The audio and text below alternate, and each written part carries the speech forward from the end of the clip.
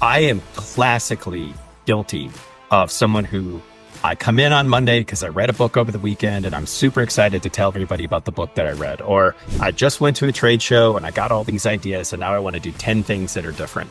Newsflash, that doesn't work and you're driving everybody nuts. You can't just turn on a dime and say, I was super inspired by this experience, fling the book at someone and be like, you be super experienced. It's terrible. I did that for years and it was a disaster. So instead, my solution to this is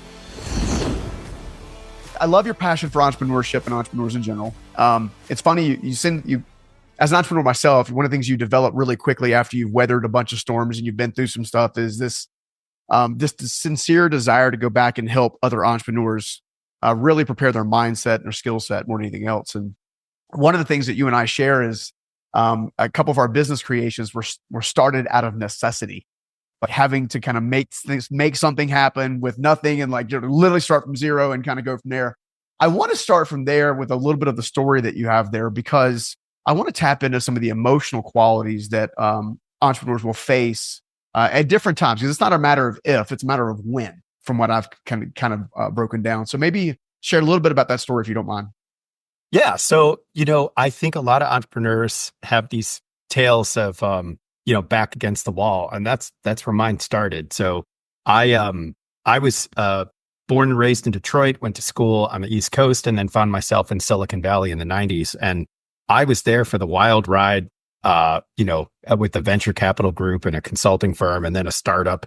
And then the ride came to an end, abruptly in 2000, about the middle of 2000, or actually early 2001.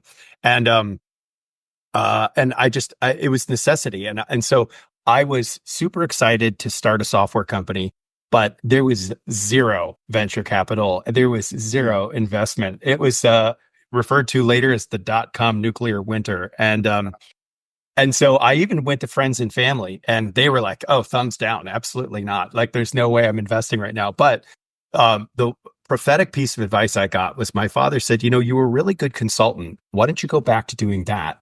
And I said, that's a terrible idea. And then the phone rang and it was my first customer. And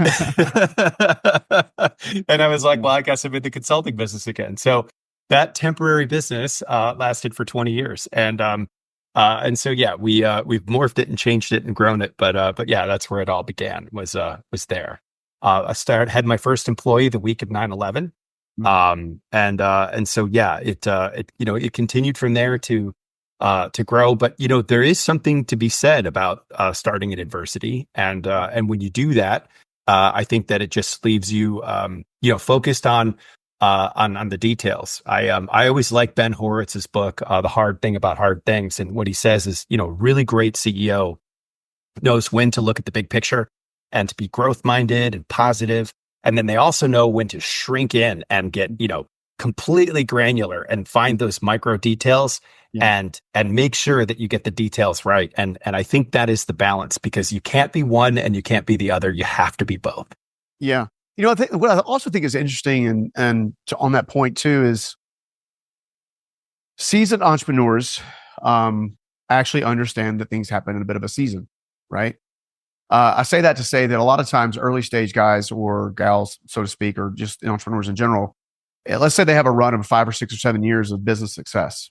When you start having a run of success for any length of time longer than 12 months, I think you can get a false sense of security, right? You can kind of like believe it's never, that we're on an upward trajectory. It's always going to be there. And, and COVID is an example. The 2008 downturn is an example. There's all these different environmental, economic environments that can give us a lot of problems and challenges. And it seems to me that it's actually in those times where you mentioned like shrinking back down or kind of scaling back up. A lot of times during what I call the harvest season, it's easy to get sloppy.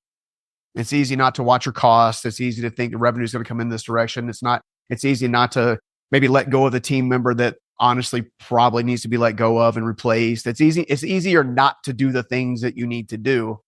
But yet when you have a downturn, when you have a down cycle or something like that, it seems like it's, to your point, great entrepreneurs will face the emotional turmoil, if you will, of pushing into the adversity to kind of like find those solutions.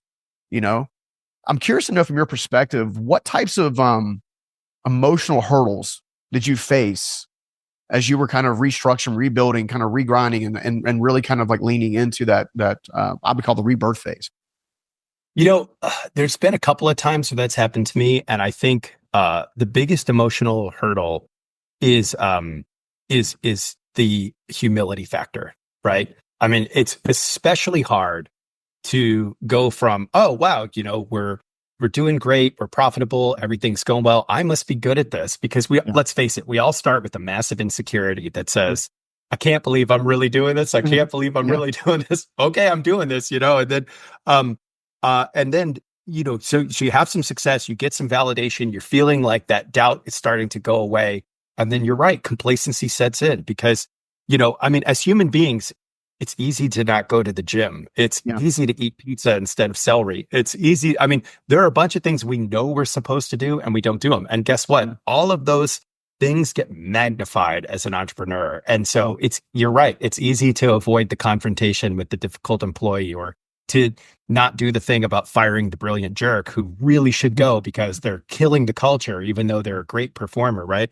And on and on and on. And so, sooner or later you wake up and look in the mirror and it's January. People are going through New Year's resolutions and realizing how fat we've all become. Yeah. And the same thing happens in business. Your business can get fat, and the market has a really funny way of fixing that problem for you, or at least alerting you to the problem. Right. So, I think the emotions are, the determination has to come from the humility, of recognizing that you aren't as good as you think.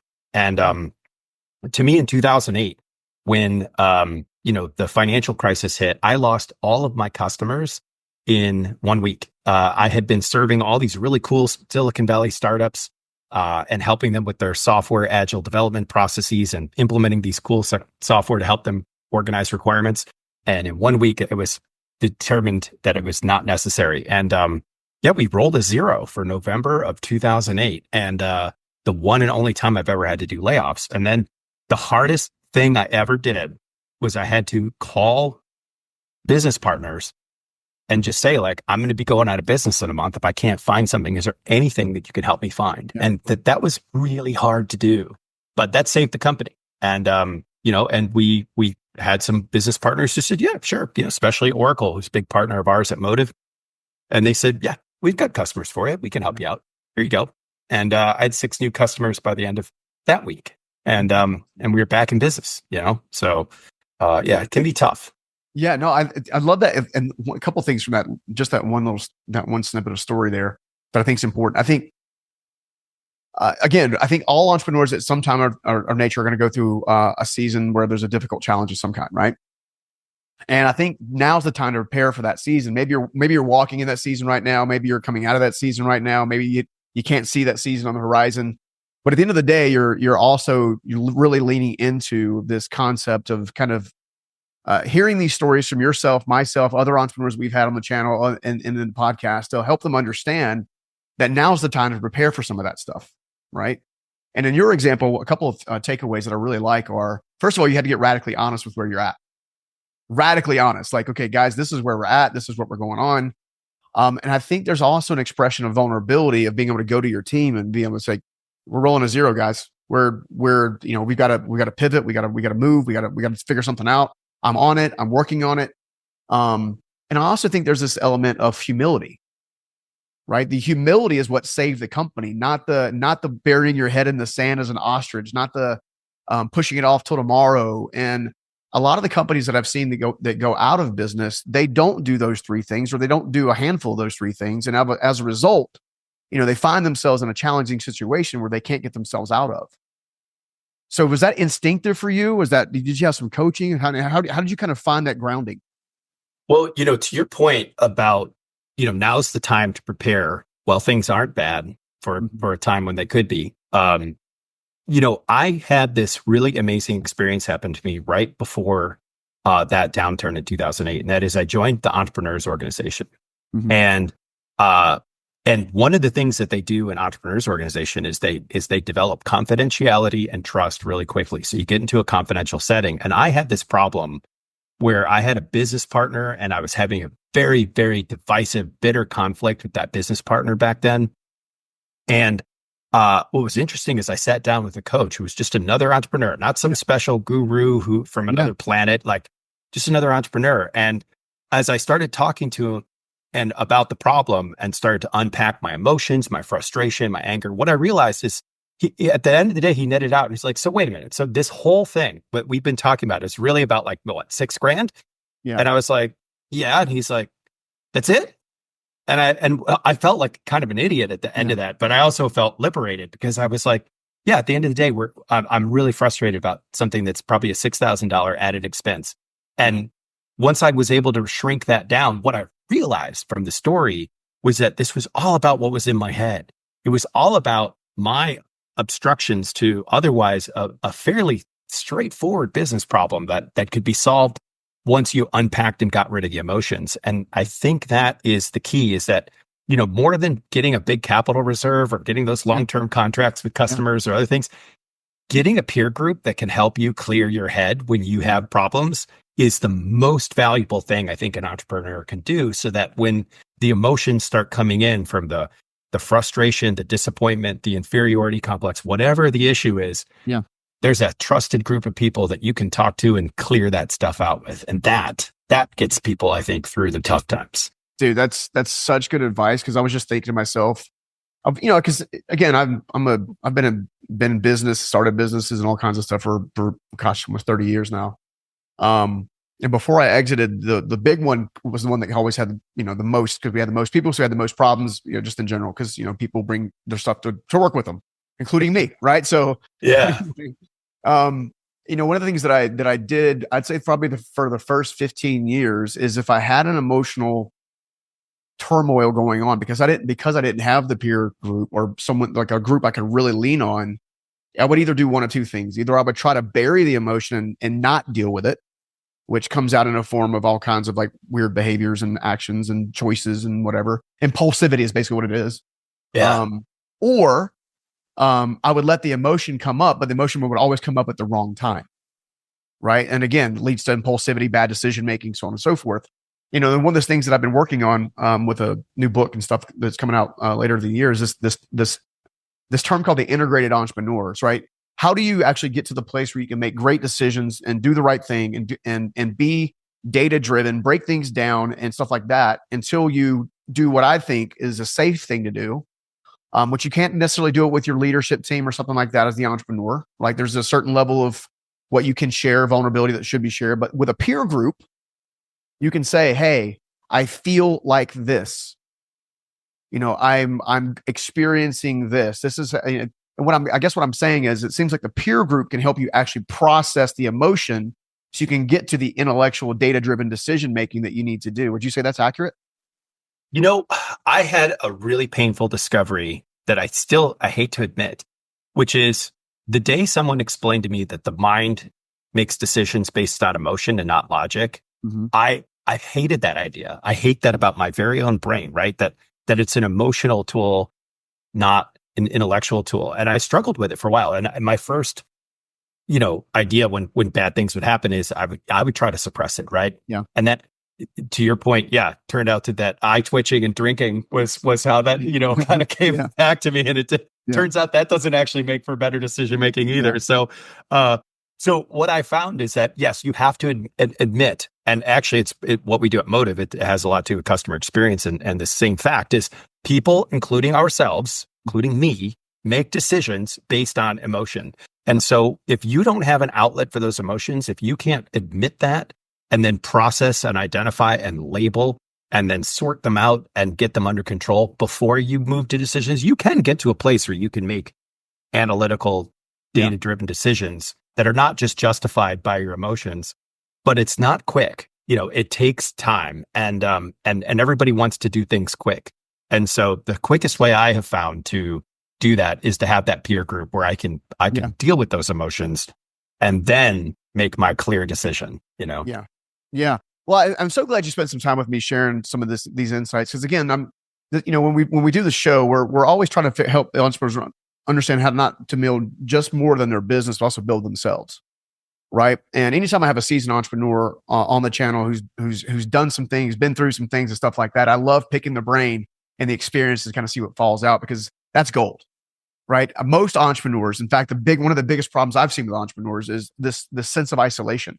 They isolate themselves away from peer groups, away from people that can really help them, and therefore they feel like they're on an island trying to fight battles all on their own. So I'm going to go ahead and move into the kind of like your an additional sphere of genius of yours, which is this concept of customer experience, right? I'm a big believer. I was coaching a business that not that long ago that's starting a health and wellness company, specifically in the biohacking space, and they were saying, well, we've got competitor A down the street. They're backed by a large investment firm, and they also have a personality that's kind of heading it up, and so how are we going to combat it? And my take to them was, well, when someone comes through your doors, make sure that you give them experience they don't want to turn away from, right? So talk to me a little about that motive and how you guys develop the customer experience and kind of what you guys are looking for. So everybody thinks customer experience is this like squishy thing, right? Like maybe like the airline can bring you a little bit better cup of coffee, and that's customer experience. Wrong. That's not customer experience. Customer experience is revenue optimization. That's what customer experience is. And so let's go back to what we were talking about earlier.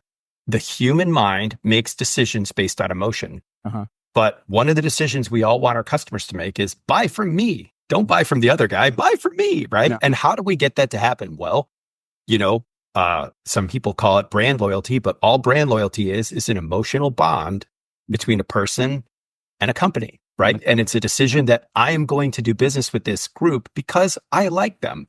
And at the end of the day, all the data-driven analysis flies out the window, and people ultimately make those decisions, especially when it's easy, especially when you're close. You can still price for more, but you've got to be, of course, in the ballpark before, but that's what revenue optimization is. And customer experience is the scientific application of emotional bond building so that people buy from you.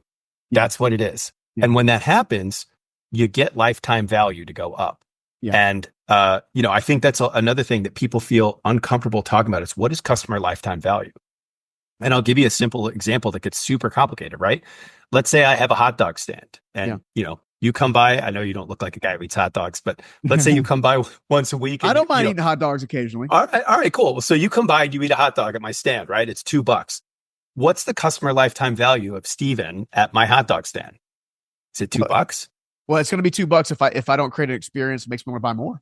Right. So, but if I can, tell you a joke and, we have a little rapport and I'm down the street from your office and, maybe I can turn you into someone who comes by for a hot dog once a week.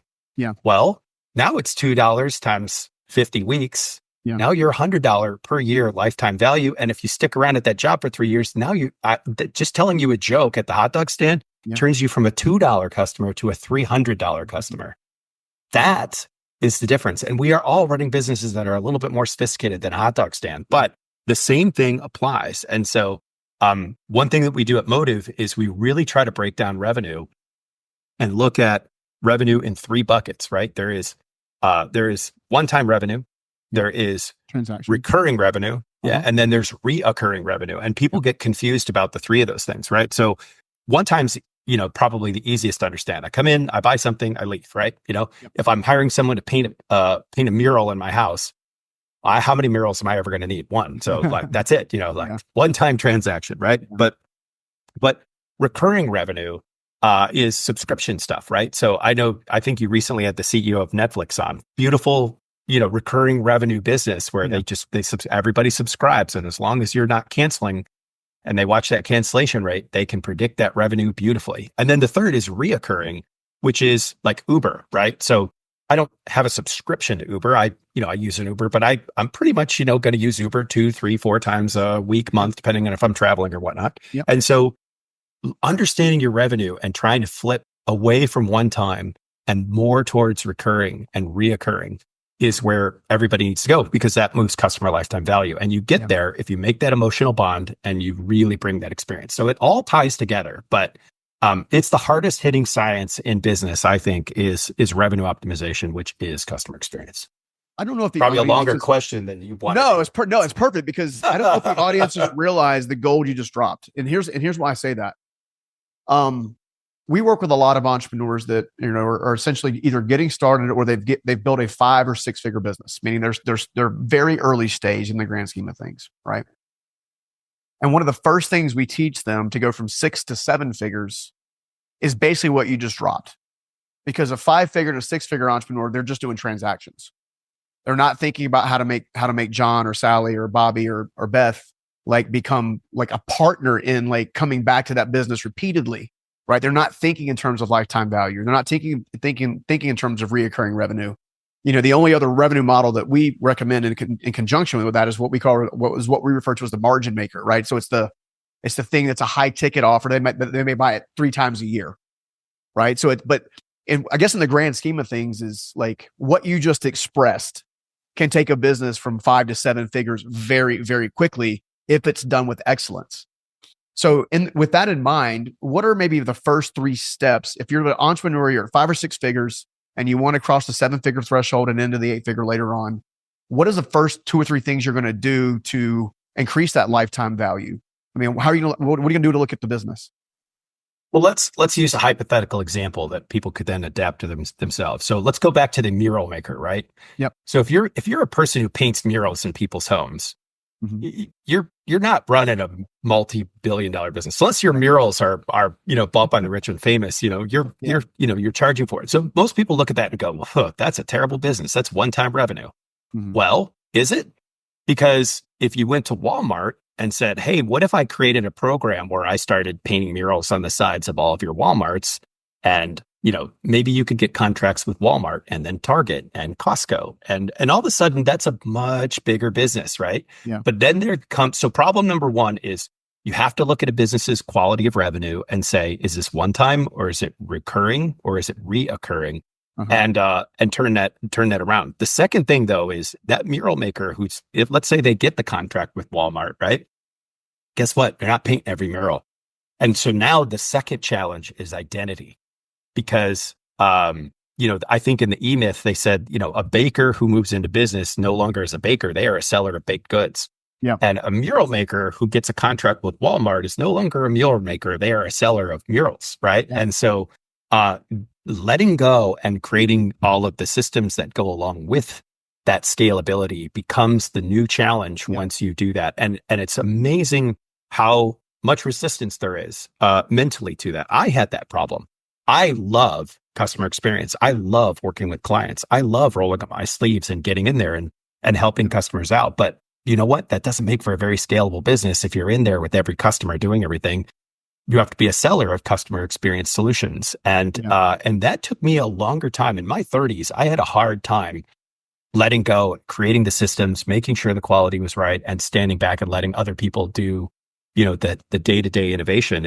I was the classic mural maker. I loved making the murals, and you have to get through that piece of identity. So the second piece is identity, and then the third piece that comes along with it is then you got to start looking for the quality systems, right? Because in a world of customer experience, quality is what drives value, right? And so quality can be interpreted a lot of different ways, but if you were the mural maker and you're hiring people to go paint murals at Walmart, you better be able to find good people who can paint, and simplify that process till it's there. So that's the third thing. So if people are looking for a 1, 2, 3 formula, to me, it's quality of revenue, it's identity, and then it's systems. And if those 3 things come together, then you've got yourself the start of revenue optimization and customer experience.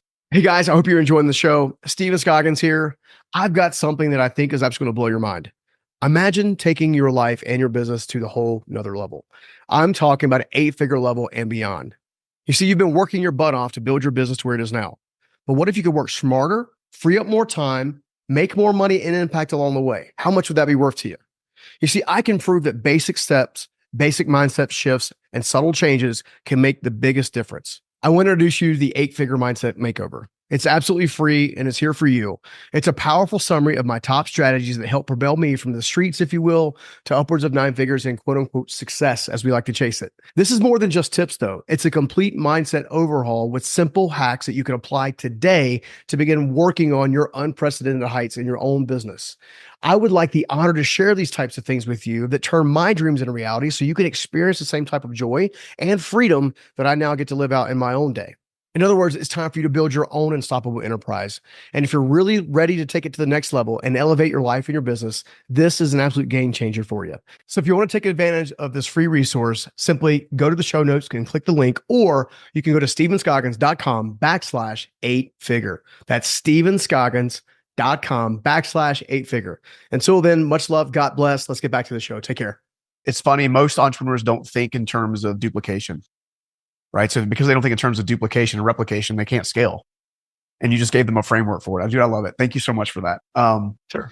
At the other end of the day, I think the other thing that can make or break a scalable enterprise or business is the team that you put together and the culture in which they operate in.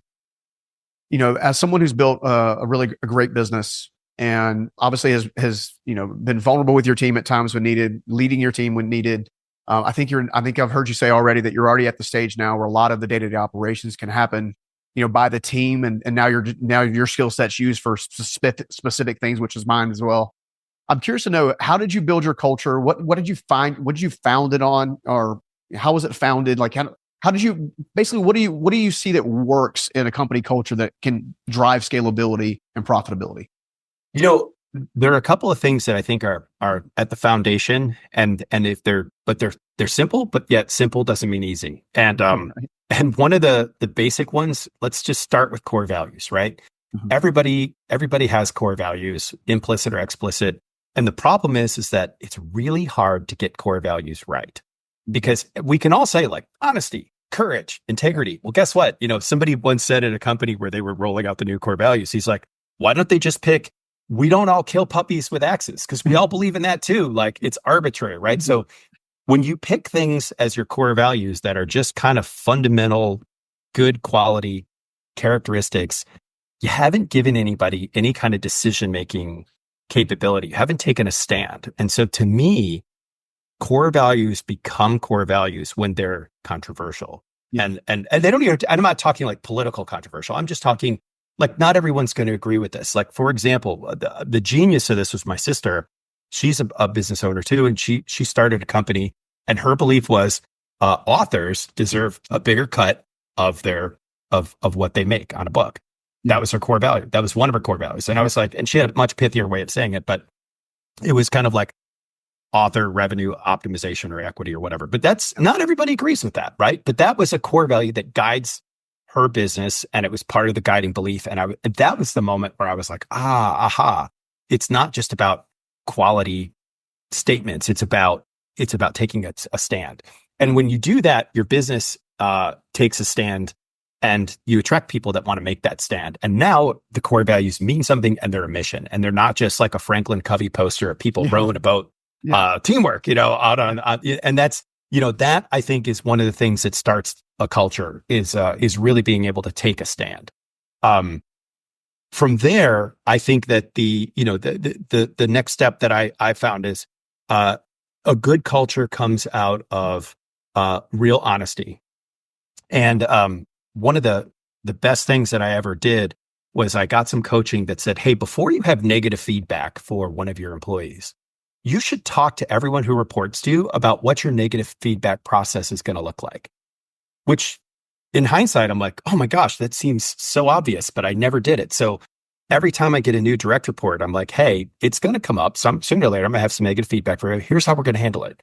I'm going to send you a Slack message. It's going to have the negative feedback in it. Then we're going to talk about it. And then it's going to, and just like what the process is, so everybody knows. It made it so that I, as the business leader, as their, supervisor, feel more comfortable giving negative feedback.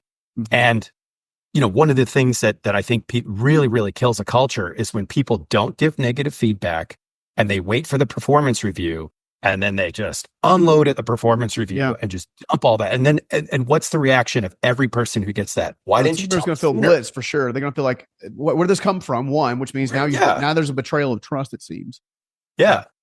But when it turns out that actually giving negative feedback can be morale raising if you do it consistently and you do it right and you do it without emotion and, and it's in a way that people expect. And then people are like, hey, thanks for telling me, I'm going to fix it. And then the bond gets stronger. And so I found that between those two things, that to me is where the core value of culture starts. And then the last thing that I do is a mantra that we say over and over again. In fact, every time we open up our executive meeting, we start with the mantra. And it again comes from Ben Horowitz's Hard Things are Hard Things. And it's take care of your people, your clients, your profits in that order. And as long as we put those three things together, I found that they all get served. And then that ultimately turns into something that people trust. Yeah. And that's really the underlying thing that you need more than anything in a culture is you need the assumption of your employees to be trust and not they're here to screw me, and if you can do that, then you've got the founding piece, but that's it. I'm glad you said that because I think those are brilliant. The other thing too is like with all the organizations that I've either created and exited from, or now created or working through creation, I've always used I changed the word employee a long time ago to team member, right? Because I found that there was a disconnect when I would tell somebody they were when you hire them as an employee, right? So they come in the door, they're an employee. There was a disconnect of how much they bought into the vision, the mission, or whatever, versus, hey guys, here's our mission, here's our vision, here's where we're heading, here's our values. This is what we really stand for. I call it the embodiment of core values, which is what you just brilliantly described. Is like really being the thing that you say you're being. When we bring those people in, we say we're a team. We work together, we win together, we lose together, which is taking care of the people. But when I was thinking through that, one of the things that can really make a team become a dysfunctional team, or employee base becoming a dysfunctional employee base, piggybacks on the negative feedback loop a little bit, in that it's conflict resolution. A lot of leaders are scared to have the conversations on the conflict side of things. As a result, I find that a lot of companies get handcuffed by people who are great, have a great skill set. Maybe they're leading a department, they're great at the skill, but they haven't really done a lot of leadership development. So because they haven't done a lot of leadership development, this conflict comes up. Even if you have a process of negative feedback, which I love, by the way, I actually jotted it down, negative feedback loop. So I want to take that and put it in my own business. But when that comes up, it's like, who's going to have the conversation? How's the conversation going to happen? How are we going to encourage the leaders to have the conversation? Because I'm a big believer that when you have those conversations, while they're tough, everybody should leave with a clear sense of what needs to happen and when, and nobody should feel personally attacked. So I'm curious to know, maybe just what are some skills that you use in having those difficult conversations? I have found that first you can overdo it for sure, right? Just because you have a process doesn't mean you now have the ability to just unload on people because, you can overdo it. But the best tool that I have for this is something called Start, Stop, Continue, which is, hey, listen, your performance isn't where it needs to be, right? And so let's see if we can fix it. There's one thing I'd like you to start doing. And if you just doing this one thing, I think it's going to improve. So start doing this, and then it's got to be specific. Now, there is one thing I've noticed that you're doing that we really need to stop. So let's stop doing this other thing. So stop doing one thing, start doing one thing. And you know what you're doing that's awesome? Keep continuing to do this other thing, because that you're doing really well. Yeah. Start, stop, continue. I will tell you, start, stop, continue is great for marriages. It's great for partner meetings. It's great for feedback. It's also, I've actually asked for feedback from my team for me. And, people are very reticent to give a supervisor feedback. Let's just face it, Yeah. But if you say, hey, let's do start, stop, continue together, why don't you give me a start, stop, continue? Now people start to realize like it's a powerful tool, and you can usually uncover something. And so start, stop, continue becomes something that gets used all over the place. And so, I found that the other thing about start, stop, continue is if you just limit yourself to one of each, you can't really overwhelm somebody with that, and so maybe you need to have 5 start, stop, continues to get somebody where they need to be. But, do them once a week, once a month, once or whatever. And you'll get there, just got to be patient. Man, that is so good. I've never heard that before. So I love that. I probably have to rip it and start using it in our own business as well. I also had me thinking, they have something called a PIP in a lot of organizations, a performance improvement plan or something like that. I think a performance improvement plan, right? So it's a business loves acronyms. I just had a realization that you could actually do a PIP on a week in and week out basis, but you can sit a team member down and say, hey, there's a few things we want to address. This week, we're going to focus on this: start, stop, continue. Next week, we focus, like if it's a big issue kind of, I don't know. I love that framework. I really do. That's amazing. For sure. I do too. And the thing about PIPs that I've always encouraged my executive teams to work on is, don't do a PIP unless you really want to save someone. A PIP should be a gesture of love. It should not be a gesture of like, this is just the formality before we fire you. And I think too many companies do a PIP just so they can say, we tried.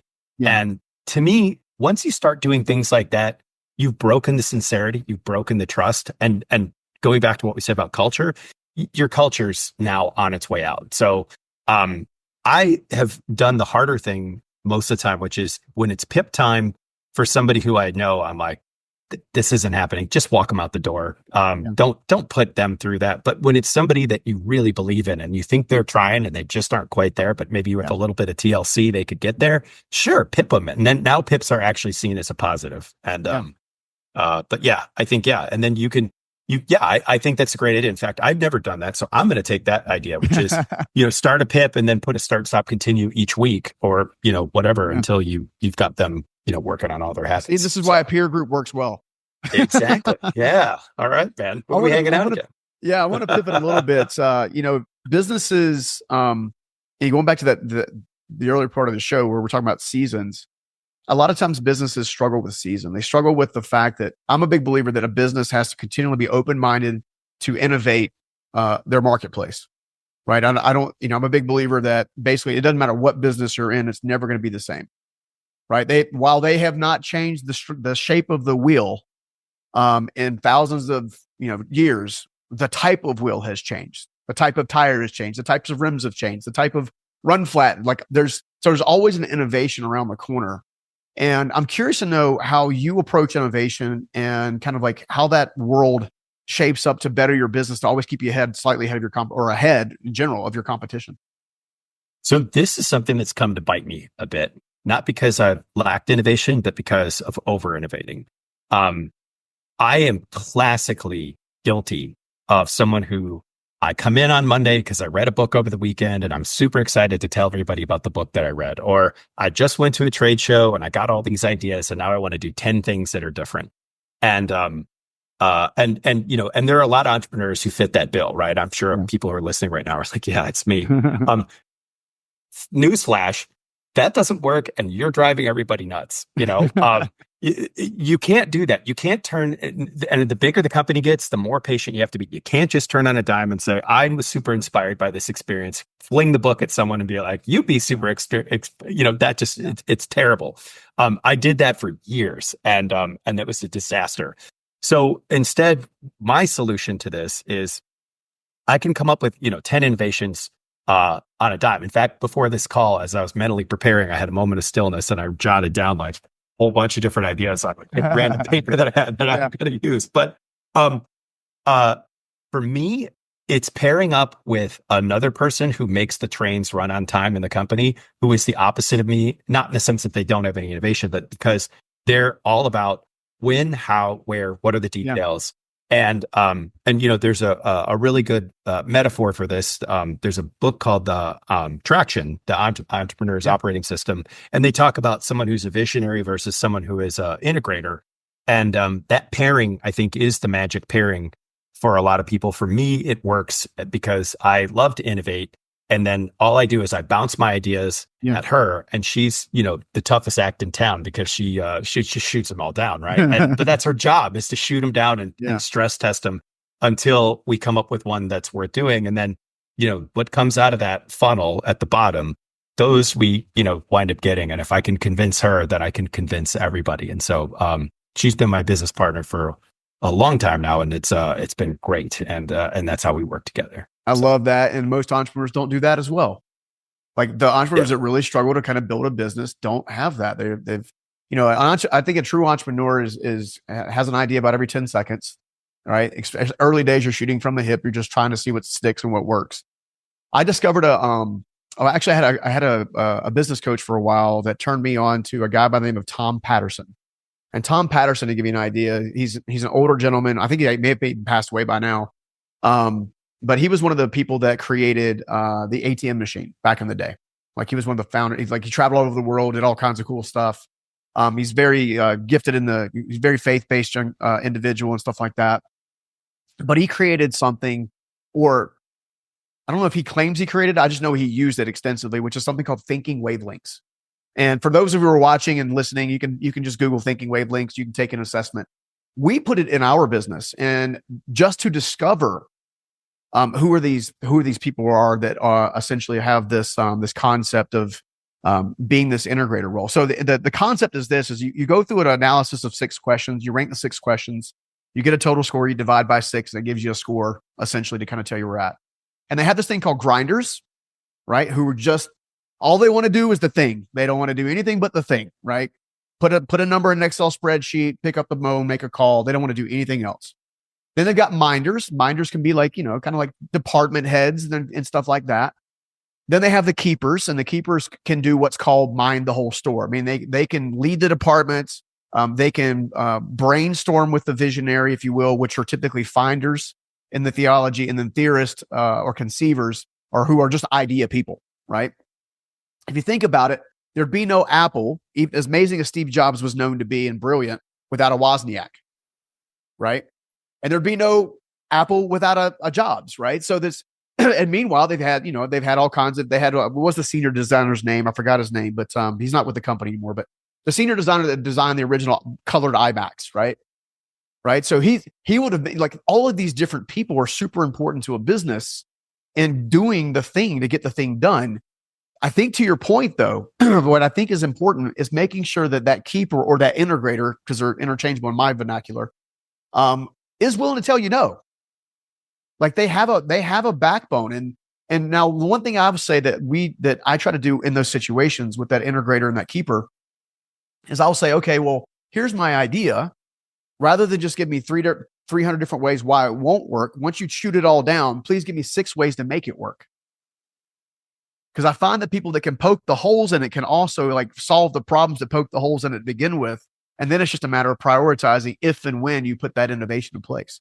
Yeah. I think this is a good time to bring up the idea of incentives as well. And to me, a keeper who is incentivized to see the success of the company is always going to be kind of keeping the company's best interests at heart, right? So if a keeper doesn't have an incentive for the success of the company, then it's just work, right? And it's like, do you want more work or less work? Well, the incentive is less work, right? So I think that as much as we all don't want to be coin operated, I think we are to some extent coin operated. And I think that that is a powerful reason, because if the keeper says no, it's because ultimately the keeper is convinced that there'll be less incentive to say yes, and that's really where you want the keeper to be. Then they'll say no at the right time. Yeah. Before I ask you the last question, I wanted for the show, I want to get an idea of where everybody can find out more about you and Motive and just kind of like literally kind of like learn more. Yeah, I write a lot about customer experience. You can find all of my customer experience articles and subscribe to my newsletter at davidgewing.com. That's David and then G like Gardner, which is my middle name, davidgewing.com.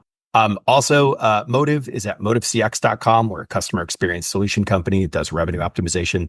And so either of those places are great ways to find me. You can also find me at LinkedIn at LinkedIn/in/David G. Ewing. Dude, love it, man. Well, look, here's my question. And this is one of my favorite ones to ask. A lot of times we have guests, they're really well known for doing certain things, and they can talk all day long about all kinds of cool stuff. But most times there's something on their heart that they haven't shared. There's some kind of concept, some kind of something that they're like, man, I want to talk about this, but typically when I do shows or podcasts or whatever, I talk about this. What is the thing that we haven't talked about today that you think entrepreneurs need to be aware of? The one thing we haven't talked about is something that I am super passionate about. And, at the beginning of the show, we talked about, hey, go find yourself a group of people to get together with. We talked about all these ways to clear your mind. But what we didn't talk about is the Entrepreneurs Organization. So EO, or the Entrepreneurs Organization, is for businesses with $1 million or more in revenue. And it is a place where you can immediately find a peer group that is going to help you get out of your own way and get to success. I have found from that first coaching experience I talked about in 2007, but also through the path of leadership. I remember during the pandemic, I got a call from the president of our Austin chapter, and he said, I want you to join the board. And all of a sudden, my experience became not just about me learning things from EO, but now me providing some of the programming to the EO chapter. And that turned into, me meeting all these really amazing people and getting a lot closer to our guest speakers and all those types of things. I became the president of the chapter. I wound up meeting all the chapter presidents from all over the country. It turns out there's 238 chapters around the world. Wow. Heck, I've met the president of South Africa and all sorts of, different chapters. And now I have this global network of people that I can talk to. And it's just been an amazing path of leadership. And when I was 18, I went to a talk that Lou Holtz gave. So Lou Holtz, sports commentator now, but he was the coach of Notre Dame's football team at the time. And he came and he gave this talk. And the thing that he said that has stuck with me my whole life is he said, you can never help someone else without helping yourself more. It's impossible. Yeah. Go ahead, try it. He's like, you won't be able to do it. And that turns out to be absolutely true. And as an entrepreneur who's joined the organization, gotten a tremendous amount of value, gotten out of my own way, cleared, drove my revenue, got my profits up, improved my business, and then started helping other business owners do the same thing. That only made my businesses better. And it was only after I became president of EO that I said, I can do two things at once. Well, once my term ended, I was like, I'm going to start a second company. So now I have another company called Content Lion, and we're building software. And that software is to help everyone share their content with the world. You can find that at contentlion.com. And that's been amazing, but it's all because of this journey that I've had with Entrepreneurs Organization. And to me, that's the main thing. They have a program for businesses that have as little as $250,000 in revenue. So those businesses can join the accelerator. It's a lot less money. You can join, get in, and then, you can grow from there. And that has been, it's been my life defining entrepreneurial game changing thing. And it's been awesome for me. Dude, that's so good and so awesome, man. David, thank you so much for coming on the show, man. I can't wait to do it again. Wish you all kinds of amazing success. I know that the organizations you build are fantastic, and just can't thank you enough, brother. Thanks, Stephen. It's been a pleasure to be here, and looking forward to meeting you in a gym in Utah one day. Let's do it. All right, buddy. Take care. See ya. See ya. I hope you liked that video. And if you did, make sure you check out this next video right here. The repetitions of affirmations leads to belief. And once that belief becomes a deep conviction, things begin to happen. Now, I'm not going to tell you who said that. I'm going to tell you what his affirmation was. He said this over and over and over and over and over and over and over and over and over. He would say, I am the greatest.